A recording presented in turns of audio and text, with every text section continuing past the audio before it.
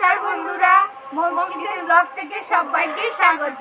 বন্ধুরা, আজকে তো একটা বর্ষার সবজি দিয়ে রেসিপি বানাবো। এটা কি হয়েছে তোমার মাথার? ছাতা, বাই চান্স যদি বৃষ্টি আসে ওই জন্য ছাতা করে দাঁড়িয়ে আছে। অনেকে রোদ পায়, আমি ছাতা করেছি। আপনাদের সাথে যে রেসিপি বানাবো দাদা সেটাই নিয়ে এসছে। হ্যাঁ, ওলের রেসিপি আপনাদের সাথে শেয়ার করব। বর্ষাতে ওল ভালো পাওয়া যায়, আর বর্ষার ওলের টেস্ট বেশি। সারা সিজন হয়তো ওল পাওয়া যায়, কিন্তু সেগুলো স্টোরেজ, কিন্তু বর্ষাতেই ওলটা বেশি ওঠে। ওল বর্ষারই সবজি। এবার ওই সবজি দিয়ে কীভাবে বানাবো, কী বানাবো, আপনারা আমার সাথেই থাকবেন। ভিডিওটি স্কিপ না করে স্টেপ বাই স্টেপ দেখতে থাকবেন। দারুণ রেসিপি আপনাদের সাথে শেয়ার করবো। বন্ধুরা, একতলা ভাত দুপুরবেলা একদম নিমেষেই শেষ হয়ে যাবে। আসুন আমার সাথে, আসুন কিভাবে কি করি দেখতে থাকুন।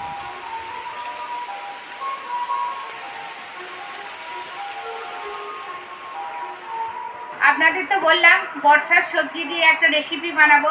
সেটা কি, কাটতেই থাকছি, দেখতে থাকুন কিভাবে কাটি, সেটাই দেখতে থাকুন। সবজিটা কি সেটা বলো বন্ধুদের। বর্ষার সবজি মানে বর্ষায় তো ওল ওঠে। এই ওল সর্ষে বাটা দিয়ে বানালে আপনাদের মাছ মাংসকে হার বানিয়ে দেবে। হ্যাঁ, দারুণ টেস্টি হবে। আর কিভাবে কাটি সেই জন্য সেইগুলো স্টেপ বাই স্টেপ দেখতে থাকুন। এটা তো নিরামিষ ওলের সর্ষে বাটা দিয়ে ডালনা বানাচ্ছি, কিন্তু এই ওল দিয়ে মানে ইলিশ মাছের তেল কাটা দিয়ে এই ওলের ডালনা যদি আপনাদের বানানো যায়, আপনারা দুপুরবেলার কোনো কিছু রেসিপির দরকার হবে না, ওই দিয়ে আপনাদের ভাতটা হয়ে যাবে। আপনাদের ওই রেসিপি একদিন শেয়ার করবো। আজকের আমাদের নিরামিষ পদ, সেই জন্যেই নিরামিষ করছি। রেসিপিটা সুন্দর হবে কিন্তু বন্ধুরা, এটা দেখতে হলে কিন্তু চ্যানেলটা সাবস্ক্রাইব করে দেবেন বন্ধুরা, আর কমেন্টে জানাবেন কেমন হয়েছে। প্লিজ বন্ধুরা, আমার চ্যানেলকে সাবস্ক্রাইব করতে ভুলবেন না। আমার চ্যানেলে সাবস্ক্রাইব করলে নতুন নতুন অনেক রেসিপি আপনাদের সামনে চলে আসবে।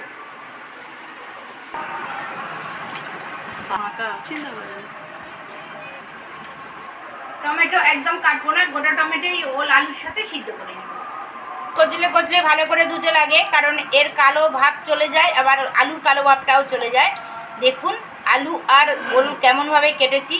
ওল যেহেতু ডুমো ডুমো কেটেছি, আলুও ডুমো ডুমো কেটেছি। ঠিক ঠিক সবজি কাটলে তবেই রেসিপির টেস্ট আসে।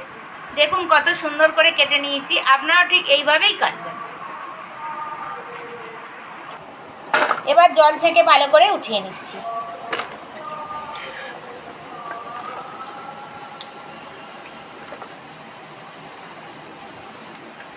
সব তো গুছিয়ে কেটে নিলাম। এবার আমার সাথে রান্না করে আসুন কিভাবে রেসিপি দেখতে থাকবে। হ্যাঁ, গোটাই থাকবে, এর সাথে সিদ্ধ হতে থাকবে। সব তো গুছিয়ে নিয়ে রান্নাঘরে চলে এসেছি। এবার গরম জল করব।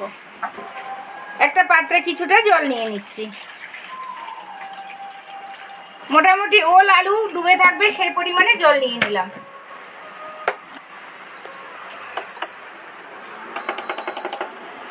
ইন্ডাকশানে বসিয়েছি বলে একদম হাই ফ্লেমে দিয়ে দিয়েছি। এবার এই জলের মধ্যে একটু হলুদ গুঁড়ো অ্যাড করব।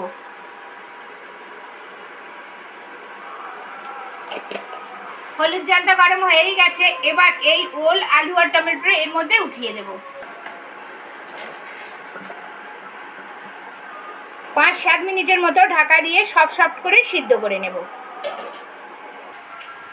ফিরে আসছি, কোথাও যাবেন না, আমার সাথেই থাকবেন। রেসিপিটা স্টেপ বাই স্টেপ দেখাতে থাকবো।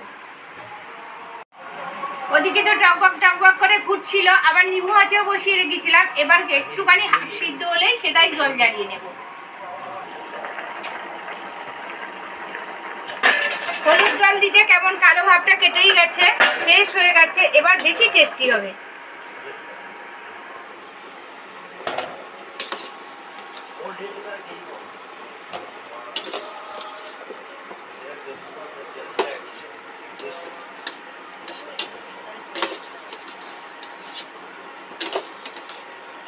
কড়া তো গরম হয়েই গেছে। এবার এর মধ্যে একটু 5 ফোড়ন, 2 লঙ্কা 2 টুকরো করে আর 2 তেজপাতা দিয়ে দিলাম। এই 5 ফোড়নের আর শুকনো লঙ্কার মধ্যে একটুখানি সামান্য ঘি অ্যাড করব।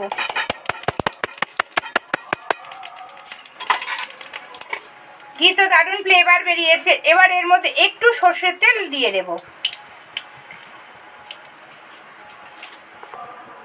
ঘি আর তেলের মিশ্রণে 5 ফোড়ন, তেজপাতা, শুকনো লঙ্কাটা এত সুন্দর ফ্লেভার বেরিয়েছে যে রান্নাঘর একদম সুন্দর গন্ধে ভরপুর। সব তো দারুণভাবে ভাজা হয়ে গেছে। এবার এই সিদ্ধ করা আলু আর ওলটা এর মধ্যে দিয়ে দেবো।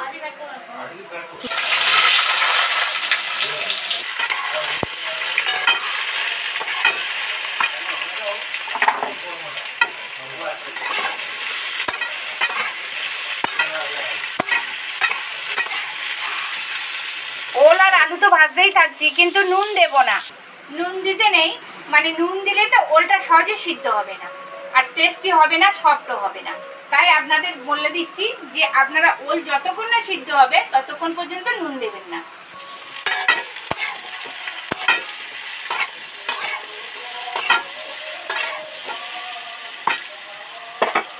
ওল আর আলু তো ভাজা ভাজা হয়েই গেছে। এবার এই সিদ্ধ করা টমেটোটা এর মধ্যে দিয়ে দেব, দিয়ে ভালো করে খুন্তি দিয়ে একদম মিশ্রণ করে দেবো। দেখুন কত সুন্দর হয়েছে।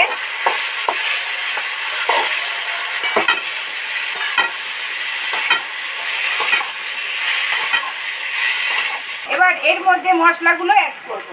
সবার আগে হলুদ গুঁড়ো তো দিয়েই দিয়েছিলাম, অল্প পরিমাণে হলুদ গুঁড়ো, টেস্ট মতো লঙ্কা গুঁড়ো, একটা বাতাসা,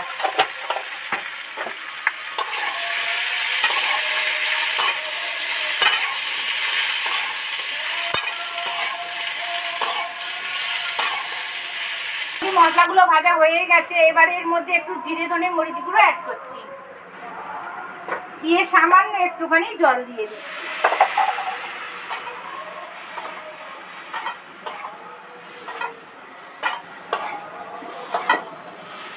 অল্প পরিমাণে আদা অ্যাড করছি, ভালো করে নেড়ে চেড়ে মিশিয়ে দেবো।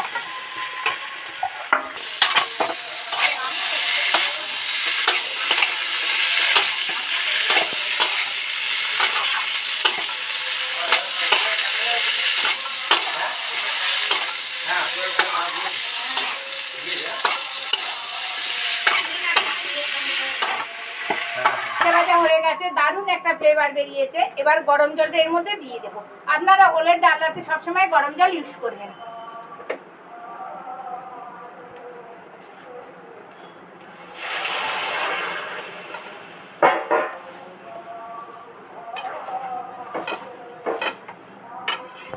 পরিমাণে জল দিয়ে দিলাম। হাই ফ্লেমে 2 মিনিট ফোটাবো, তারপর লো ফ্লেমে 10 মিনিট বসিয়ে রাখবো, তবেই ওলটা ভালো করে সিদ্ধ হবে। ঠিক 5-7 মিনিট পর আপনাদের সাথে ফিরে আসবো।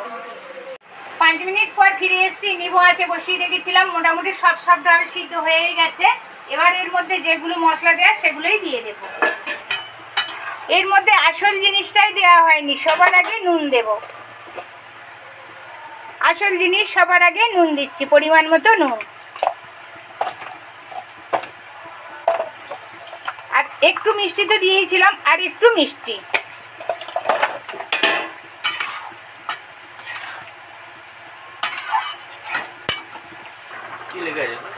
ওদিকে তো টকবক টকবক করে ফুটছে, আর এদিকে একটা মশলা রেডি করছি। সাদা সর্ষে পেস্ট করে নিয়েছি, এর মধ্যে একটু জল অ্যাড করব। সর্ষের মধ্যে সামান্য একটু নুন অ্যাড করব। যদি কোনো তিতকুড়ি ভাব থাকে তাহলে সেটাই হবে না। এবার ভালো করে চামচ দিয়ে লিকুইডটা বানিয়ে নিলাম। এইবার সব কিছু রেডি হয়ে গেছে। এবার এই লিকুইডটা এর মধ্যে দিয়ে দিচ্ছি। এই সর্ষে বাটাটা দিতে এই রেসিপির একদম গেট আপ চেঞ্জ হয়ে গেল।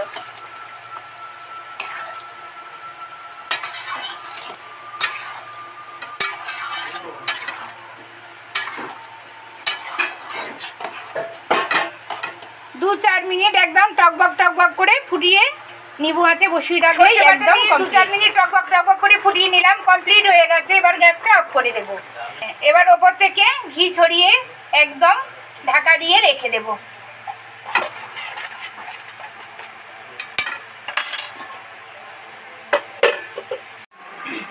আপনাদের সাথে তো দারুণ একটা রেসিপি শেয়ার করলাম। এতক্ষণ আমার সাথে থাকার জন্য অসংখ্য অসংখ্য ধন্যবাদ।